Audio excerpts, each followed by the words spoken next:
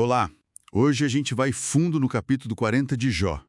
É um momento, assim, super intenso no diálogo dele com Deus, né? Nossa, muito intenso. A tensão ali chega no limite.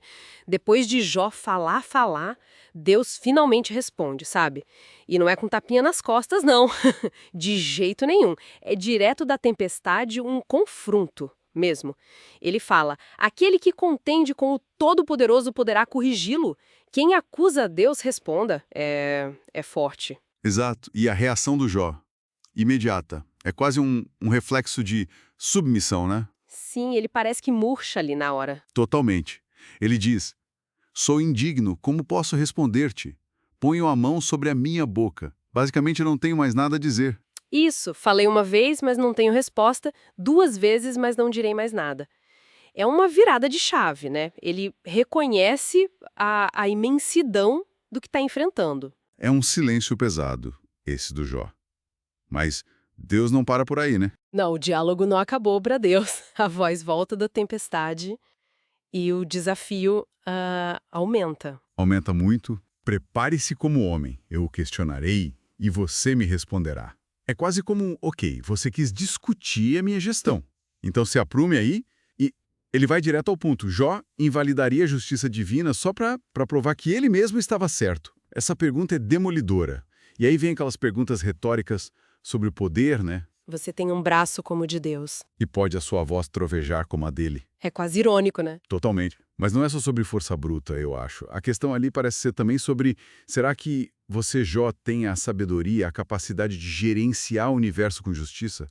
De administrar tudo isso que você está questionando? Exato. Você conseguiria se vestir de glória, de majestade para humilhar os orgulhosos, esmagar os ímpios, como você acha que deveria ser feito? Coloca a gente numa perspectiva bem pequena, né? Com certeza. E aí, como se essas questões cósmicas não bastassem, Deus muda o foco.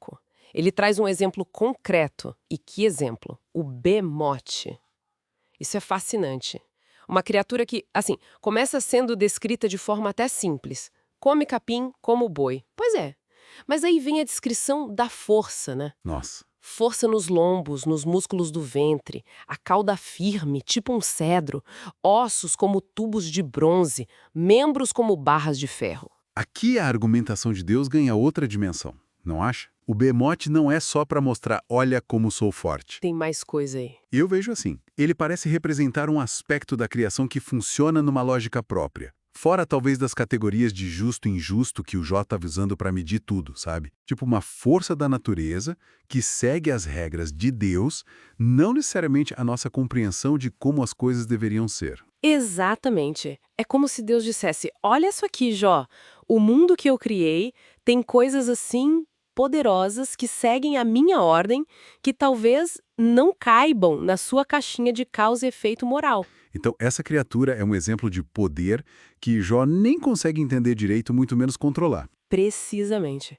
Ele é chamado de o primeiro entre as obras de Deus. Uma obra-prima mesmo. E a segurança dele, né? Mesmo com o rio violento, ele está tranquilo. Isso reforça a magnitude dele. E termina dizendo que é basicamente impossível capturá-lo, né? Poderá alguém capturá-lo? Ou furar-lhe o nariz? É a imagem pura da força indomável da natureza. Só Deus domina. Uhum. Então, tá.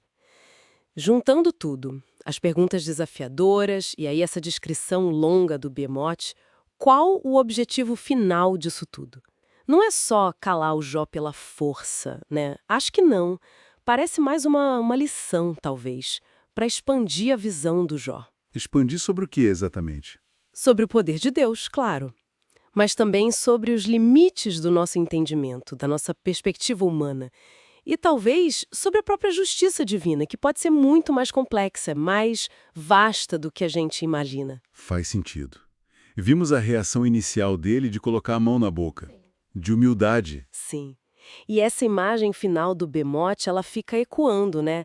Se Deus mostra essa força colossal que existe por si só, sob o comando dele, mas que talvez não se encaixe perfeitamente nas nossas expectativas de ordem moral. Como isso muda a forma como a gente pensa sobre o sofrimento, que era a grande questão do Jó. Pois é, se o universo governado por Deus inclui elementos tão digamos, selvagens, tão poderosos e talvez indiferentes à nossa lógica humana, que tipo de confiança, que tipo de entendimento Jó e quem ouve essa história é levado a ter? Talvez não seja uma busca por respostas simples de por quê. Talvez não. Talvez seja um convite a confiar em quem está no comando dessa criação imensa, complexa e muitas vezes misteriosa. Uma compreensão que vai além das respostas fáceis, né?